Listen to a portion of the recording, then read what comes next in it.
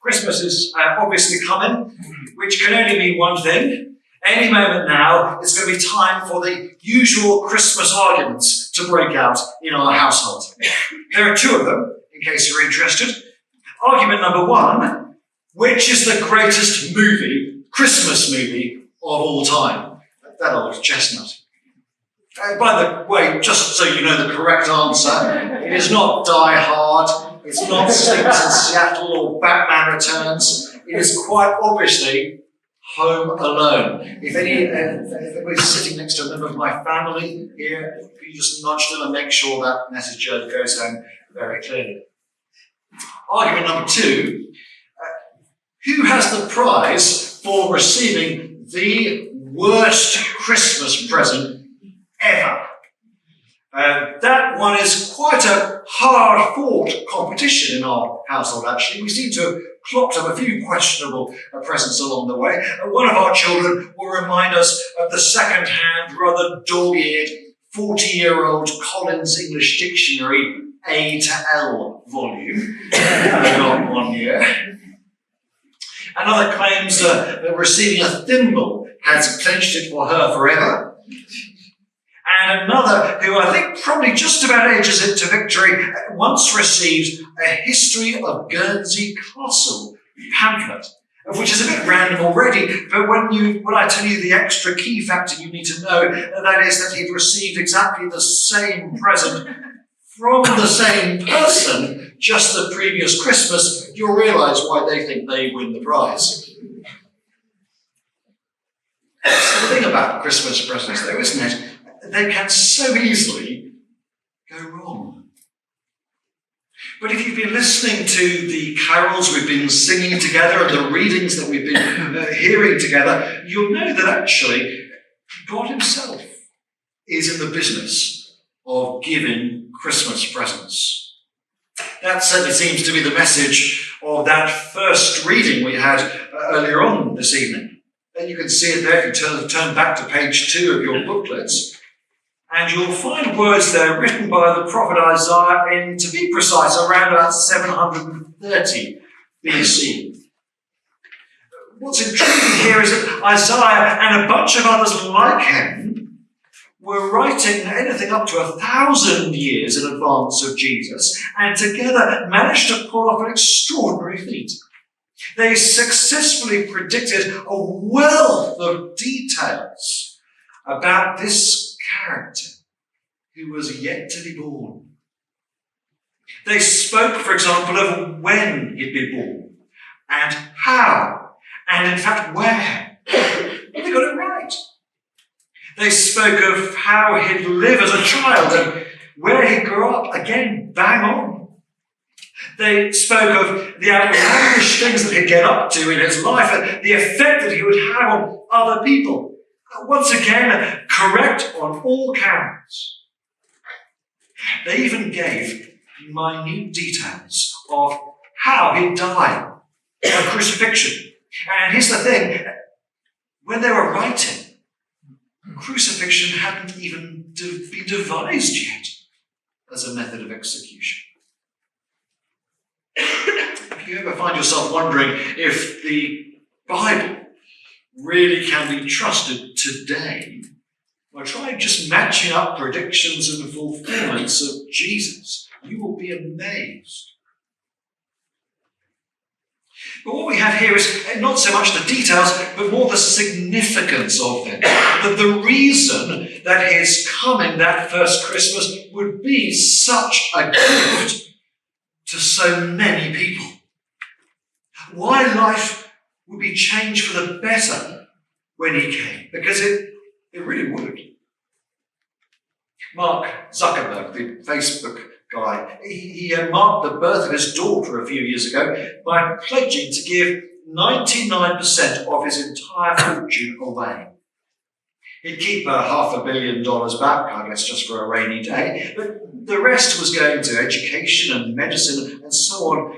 And he wrote an open letter to his daughter on Facebook, as you'd probably expect, to explain why he was doing it. He said this: like all parents, we want you to grow up in a better world than ours today. We want you to grow up in a better world than ours today. Which is pretty much what we're being told here in this text from Isaiah. It's as though God himself is saying back in 730 BC, I want you, or perhaps your children or your children's children, to grow up in a better world than this one. To have a better life than what's on offer right now. And you can, because of the gift I'm sending you. And what sort of better life? Well, one that's better in at least a couple of different ways. For a start, a better life because there would be light where now there is just darkness. Look at the beginning of the text there or on the screen behind me. The people walking in darkness have seen a great light. On those living in the land of deep darkness, a light has dawned. If you're wondering what sort of darkness Isaiah was originally referring to, well, one look at the history books will give you the answer. See, it turns out that the people of Israel were in real fear at this point in their history, fear for their lives. Why? Well, because the armies of the mighty Assyrian Empire were on the move. They were making land grabs on every side, and they were doing it with barbarism. Public executions for any men who stood in the way. Raping of the women. Just horrific. You can go up to the British Museum in London if you like and see it for yourself in the images that have come down to us from that time. This awful, horrific invasion was coming Israel's way any day now. It was a bleak situation to be living in. They really were living in darkness, in need of some good news, any good news really, some kind of light to shine into a dark situation. But they weren't the only ones, I take it. Most of us are no strangers to darkness, isn't that right? We experience it all around us in all sorts of different ways. The state of our country just at the moment. The state of some of our relationships just at the moment. But most of all, I take it we experience it within us. We do, don't we? Are not our own hearts quite bleak places much of the time? And why else would we go to such extraordinary lengths to try and avoid spending time in our own company? Because that is our life, and for many of us, isn't it? If we're not doing a particular task, getting on with this or that, or chatting with friends, what do? We reach for the Netflix remote. We scroll down our social media feed. We get some music going. We pick up a book. We escape some other way. Anything to avoid spending too much time with ourselves. Anything to avoid the reality we find in our own hearts, the reality that those hearts are dark places. Deep down, we are just a bit broken. Or even a lot broken. And we know it. We put on a good show, of course we do, most of the time. But the truth is, we are very glad that people around us, people we know, people we count as friends, aren't able to see inside us. Because we're not nice people. We're not good people. Not really. Get down deep enough inside us and we realise we're barely even functional people. On the inside, aren't you walking in darkness? Or wouldn't it be wonderful to have that darkness vanished? Wouldn't it? So you can just stop pretending the whole time? I found myself earlier this week in almost the exact spot that I put a ring on the finger of my now wife, Libby, about a quarter of a century ago. I remember the occasion very well. I guess you're meant to, aren't you? But it was a particularly magical occasion for us because just after I'd sealed the deal on our engagement, I'll spare you all the lurid details, something amazing happened. A crowd had been gathering together just a few yards away. And when we looked a bit closer, we realised it was Princess Diana. Right there! In all her glory, this extraordinary kind of tartan dress she was wearing. She was there to switch on the Regent Street Christmas lights. And so she did. Barely was that ring in place and our future together sealed and we were preparing to enter this new phase of our lives, and suddenly the streets were bathed in the glory of thousands of twinkling lights all around us. It couldn't have been more dramatic if there was a supernova appearing above us. It was like something out of a movie. It was thrilling. But then lights do have that effect, don't they? Christmas lights, in particular, seem to have that effect on us. I mean, just look around. Don't they put a smile on your faces? Don't they lift your hearts? But please don't ever forget the reason that we use lights at Christmas time. It's because at the first Christmas, this prophecy here was fulfilled. When that little baby popped out there in Bethlehem with all its blotchy skin and its screaming lungs and whatever else, it was as though from then on, anybody who was walking in darkness, even people like you and me, could now experience light as they just looked towards Jesus. There are dozens of people around this room who've known that for themselves. A light is born for them. Life is better because light has come into their dark hearts.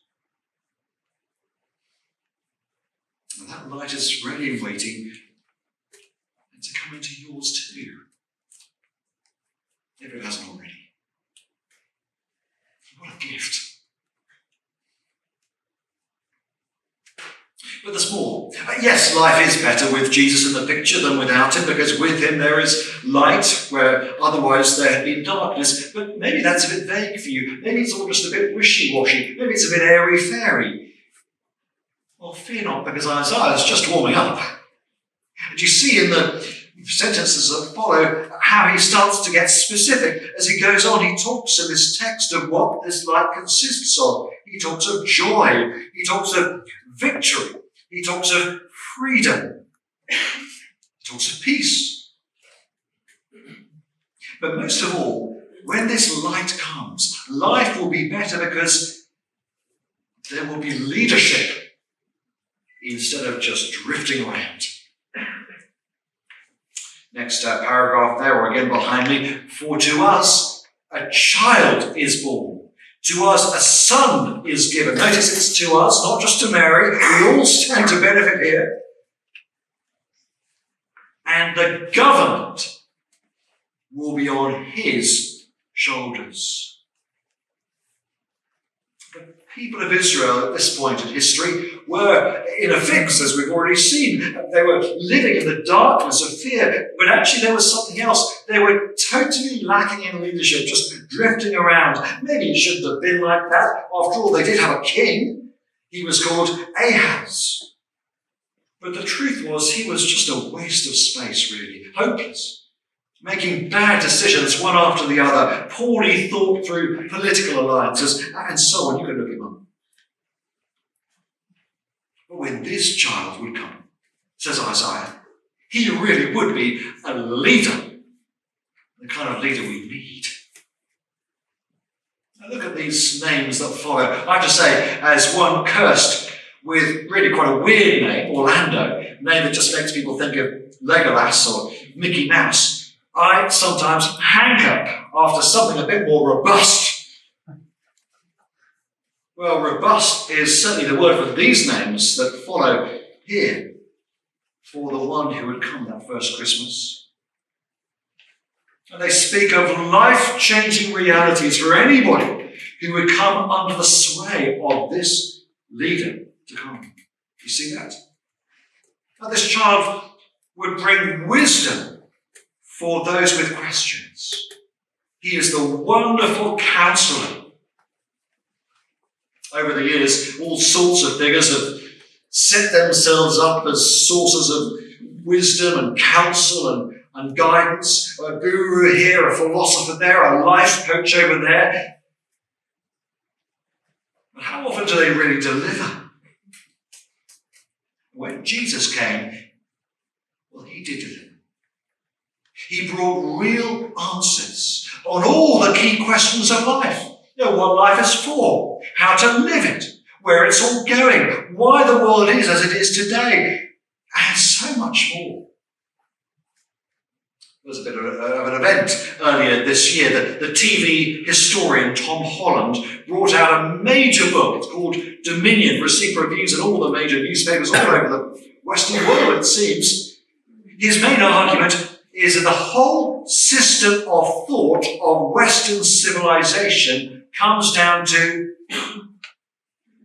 Jesus, the legacy of Jesus. See, he is the one with real and credible answers to all the key questions of life. They're answers you can build a life on. Answers you can build a civilization on. Wisdom for those with questions. Wonderful counsel. Again, this child to come would bring strength for those who struggle. He is mighty God. When human leaders start to get a bit strong, you've normally got problems, haven't you? You're on the way to tyranny, an oppressive tyranny, most likely. You know the saying as well as I do, all power corrupts, absolute power corrupts absolutely. But if that power is tied to God, and therefore tied to all the things that go with God, love and care and compassion and goodness and wisdom and all those kind of things, well, you're now onto a winner, aren't you? And now the things that need to get done will get done, and they'll be done well. And it proved to be the case. When Jesus did appear, he used his power to do wonderful things, to heal the sick, to restore the blind and the deaf, to raise the dead. Don't you want a leader like that? Well, that's what we would have in Jesus. Strength for those who struggle. Mighty God. And then he would bring protection for the vulnerable. Protection for the vulnerable. He is everlasting Father.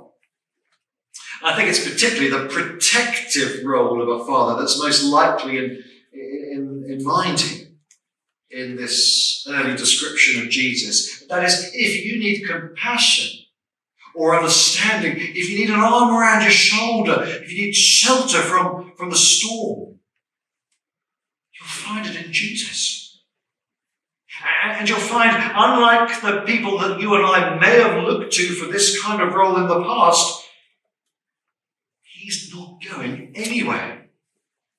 He's here to stay. Protection for the vulnerable, everlasting Father. And finally, he would bring reconciliation for those in conflict. He is Prince of Peace. We're probably more aware than ever, aren't we, just at the moment, of the tensions that are in the world. And certainly when Jesus came, high on his agenda was to deal with that, to build a new international community of love and trust and care and mutual commitment. He called it church. And can I say, if you've never experienced church for yourself, Well, let me encourage you with all that's in me to try and find one. Try and join one and experience it for yourself. Maybe even this one here, Christchurch. Many of you already know something about that, I'm sure. But in reality, the biggest area of conflict is not between one human being and another, or even between one whole nation and another nation. It is actually between human beings like us and God. Left to ourselves, it's become second nature to us to ignore God, or to defy him, or even to replace him. We're pushing him away, aren't we? And in response, inevitably, he's going to push us away. It's a terrible conflict, isn't it? It's one that's bound to end not well for us. But what Jesus would do is lead the work of peacemaking between these two warring parties. It would prove to be a work that cost him his life in the end. But he did not hesitate, not for a moment. He led from the front and didn't stop leading until the work was complete. Peace between people like you and me and God himself. What a Christmas gift that would be when it came. Reconciliation for those in conflict. Prince of Peace. Of course, Isaiah never got to see him, did he? Didn't live to see the first Christmas and receive those gifts.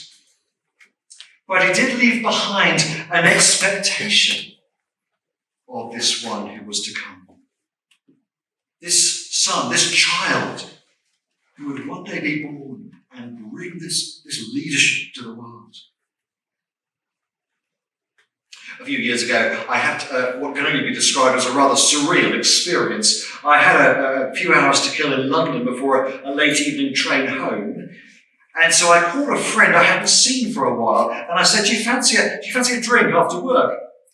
He said to me, I'd love to. The thing is, I'm working late again tonight, as ever, so do you mind if we just meet at the office? To which I said, and by the office, you mean... See, my friend worked at 10 Downing Street.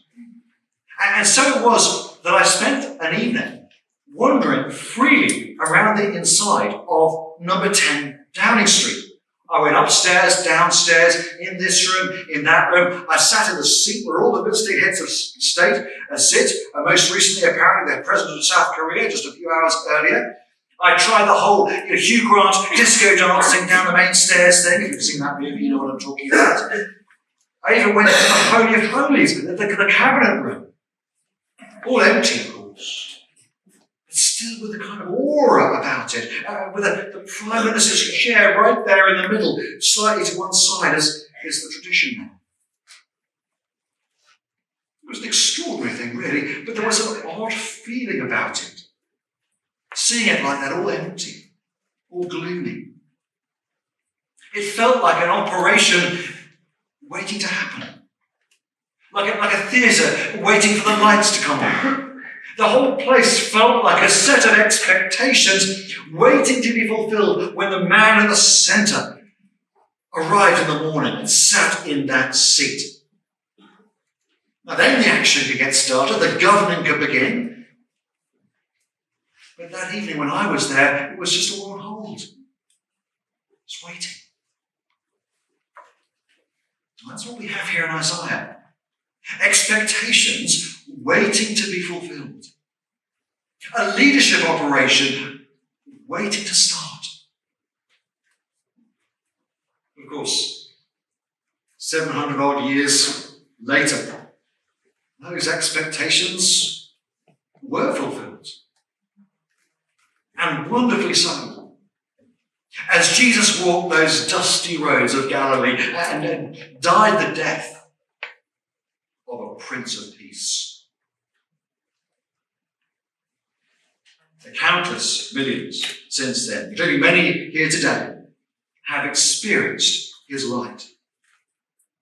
And they've followed his lead. They've become part of the action, as it were. It seems only natural to invite you this evening to do the same. If you're ready for it, that is. You could do it right here tonight, or when you go home later on. Just say to God 3 things. Sorry. Thank you.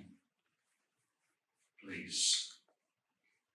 Sorry for ignoring you in my life up to this point, or even defying you. Thank you. Thank you for shining your light into my darkness and making it possible for me to be friends with you by that peacemaking death of Jesus. And please help me to live my life from this day on, following where Jesus